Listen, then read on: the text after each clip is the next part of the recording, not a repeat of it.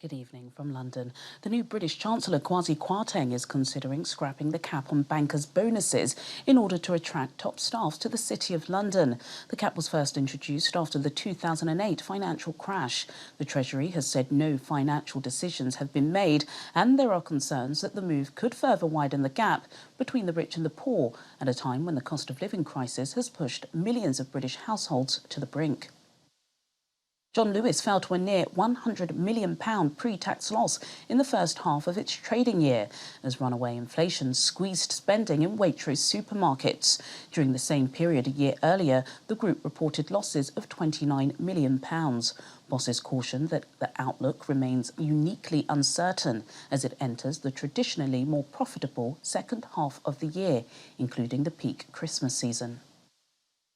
According to a Russian press release, consumer prices in the country fell for a 10th straight week in a row, led by a drop in price for some staple food items, including vegetables.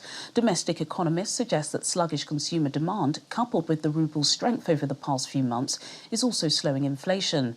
The Federal Statistics Service, Rosstat, said annual inflation has slowed to 14.06%. Well, for further insight on what's happening in Russia, I earlier spoke with Olga Lautman, a senior fellow at the Centre for European Policy Analysis in Washington, D.C.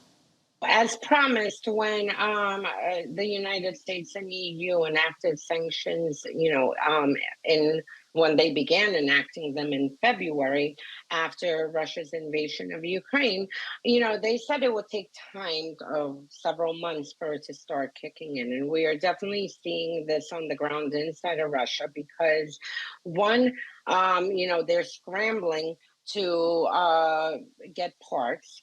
At this point, they were actually pulling like parts out of planes in order to use for military purposes. You see it on the ground with, they recently, there was an investigation where they found out, a Russian opposition outlet found out that they were asking Moscow teachers to contribute 3,000 rubles of their salary in order to pay for socks and underwear for the Russian military.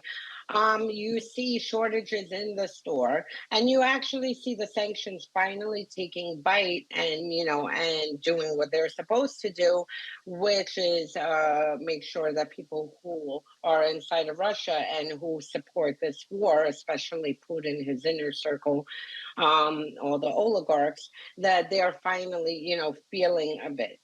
Is it, I mean, can more be done? Absolutely. But Russia, in shooting itself in the foot, decided to shut down the Nord Stream pipeline again due to sanctions. And that is, the majority of their money comes from energy revenue.